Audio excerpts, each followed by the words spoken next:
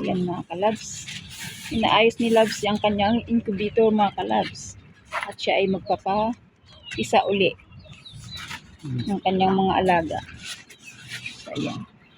So sinit up niya uli ng panibago yan mga kalabs. Ayan ang kanyang lalagay. Ano siya? From Baguio. Itong itlog mga kalabs, dala ng aming pamangkin. Ano siya, anong lahi ba yan? Yung chicken na ano. Puting manok, pero itim ang laman. Yun.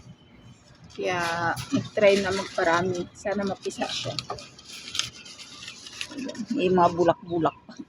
May mga bulak-bulak pang nilagay eh.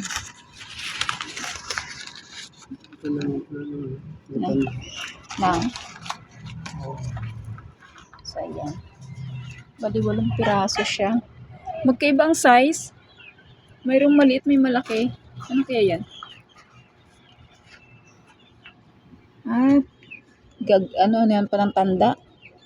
Bakit? Ano yan? Tawag doon? Bilang. Pagbilang. Bilang ng? Hindi, pag binabaliktad ang itlog. Okay. Bakit mayroong malaki maliit na? Oo nga. Magkaiba ang size ano.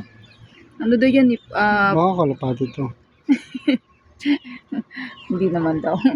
Ano daw yan? Yung Chinese chicken man dinata na. Puti siya. Puti ang kulay ng balahibo. Ang laman sa loob is black. So sabi nila gamot daw yun. Ewan ko lang. Ito. Yeah, black and white. Ang balahibo niya puti. Pero yung laman niya sa loob is black. Puro maliliit, mayroong malaki. Ano yung X? Ha? Ano yung may X? Ba't X? X? Dating itlog. Dati. X.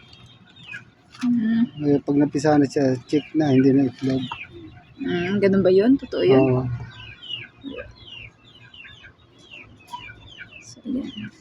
So, ayan mga kalabs. Yan sariling gawa lang ng labs ko yung incubator niya. Kanyang invento. Inventor. So, ayan. At kinuha niya lang yun sa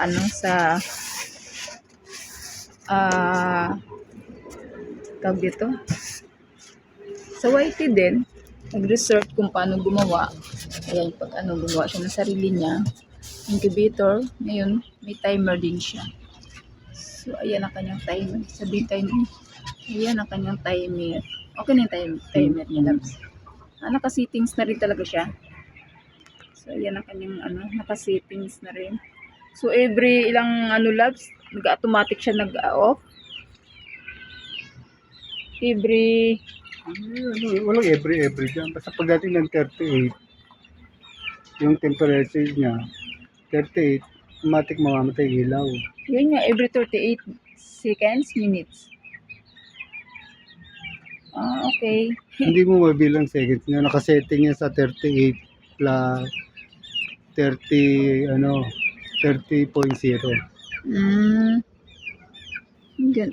Ibang-iba talaga yung niya. Tapos, ba't siya may butas dito, labs? Interview ko ang labs ko. Ba't may butas-butas pa siya dito, labs? Singawan daw mga kalabs. So, ang galing. Ang galing ng invento ng labs ko. Ang labs ko mahilig mag-invento ng mga ganyan. Ang hilig-hilig niya. Magkumpuni ng mga ganyan-ganyan. Ito kumuha lang siya ng idea, tapos gumawa siya ng sarili niyang design. Yung ganyan ang labs ko. Tapos yung yung kalan, siya din gumawa niyan eh. Ginawa niya rin yung kalan. Invento niya rin. So, ayan ang manok. Ayan. Tinanggalan ng cover. Ayan yung mga manok na yan. Diyan din yan. Ayan, malaki na siso. Diyan din yung galing. Siya din nagpisa. So, ayan, tatakpan niya para hindi maulanan mga kalabs. Kasi pag naulanan yan, umaambunan, so baka mabasa yung kanya kasi syempre, hindi kuryente siya eh. Hindi kuryente kasi siya, hindi iwas ano. Baka dumikit naman dun, Labs, hindi gagaping langgam. Mhm. Dami din kasi langgam ang kalaban dyan. Baka dumikit dun sa dulo.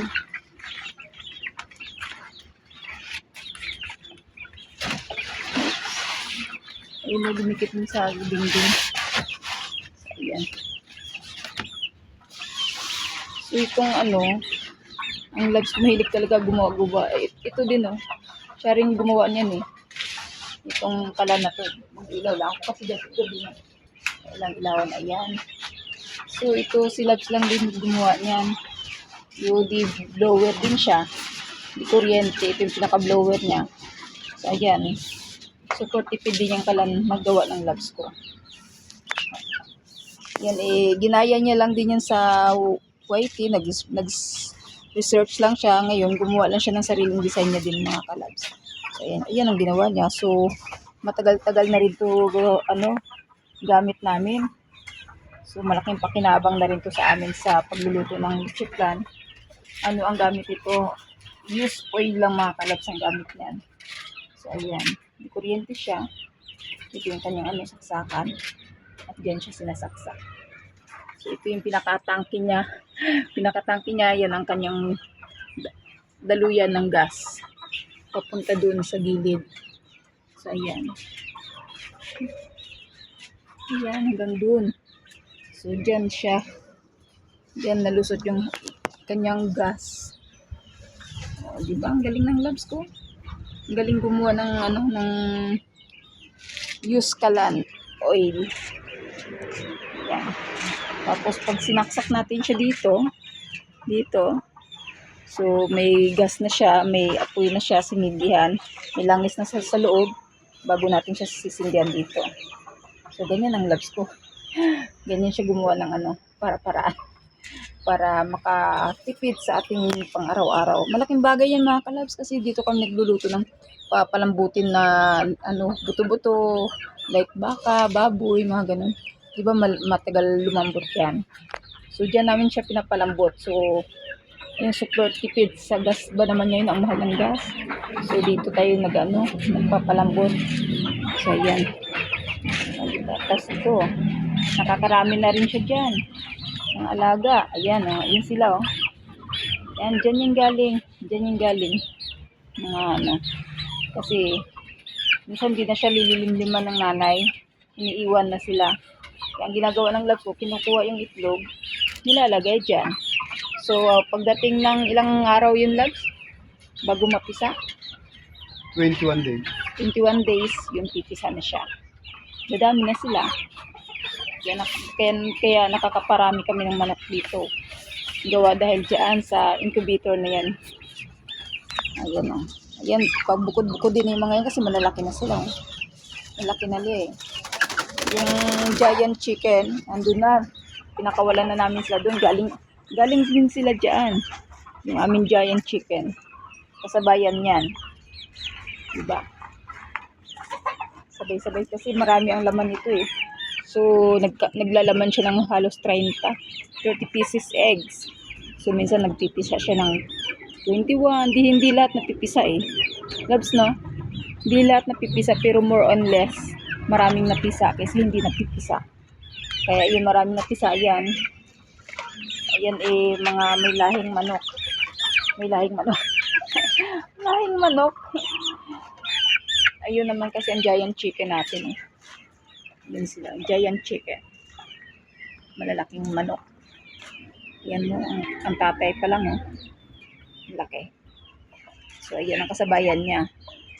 Ayan ang kasabayan nila. Yan, sisiw pa lang yan. Pero ano, ang lalaki na. Parang native na manok. Manok Tagalog na sila. Pero hindi sila Tagalog. Sila ay giant chicken. Ito yung Tagalog. Tikmatik sas. So, yung mga babae dyan, alam na. Babaeng chicken, pang ano lang yan, pang kawali ba? Kaya ayan. Ayan, safe na siya sa ulan. Hindi na siya, marami kasi langgam mga kalabs, kaya hindi na siya lalanggam eh. Ayan. Kung gusto makarami ng manok, gawa ng paraan para makakain tayo ng manok every Sunday. Banding day namin. Manok is real. So, ayan.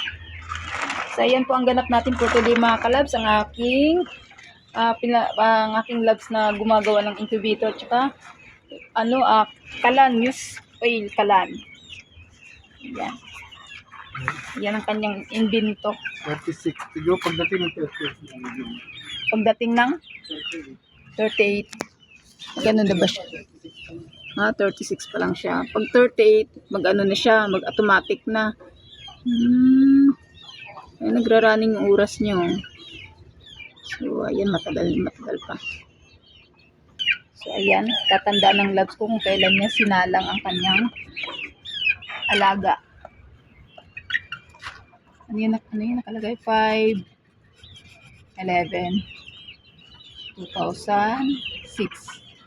Ayan. Yan yung unang araw. Paglagay. Ibilangin niya sa 21 days. Kung ilan. After 21 days, okay na siya. So, ayan mga kalabs, di natin nakunan. Bigla siya nag-shutdown sa 37. oras ng 37. Ayan. Dapat Nag-automatic. yan sa 38. Oo. Nag-37 lang siya. Lolo ko na ito. Malaman pag ilaw. 37.20. 37.8 mamatay ilaw hanggang 37.9. Ngayon bababa, pati pag namatay ilaw, bababa na yung temperature. Pag dumating sa 37.0, mabubuhay ang ilaw. So ayan. So ayan mga kalabs, naka-off na ang ilaw ng kanyang incubator. So matagal-tagal pa yan dyan. So ayan, thank you for watching mga kalabs. Ayan na po ating ganap mga kalabs. Pinakita lang natin yung invento ng labs ko, incubator niya. Ayan, thank you for watching mga kalabs. At ayan kanyang kalan. Thank you. God bless everyone. Bye.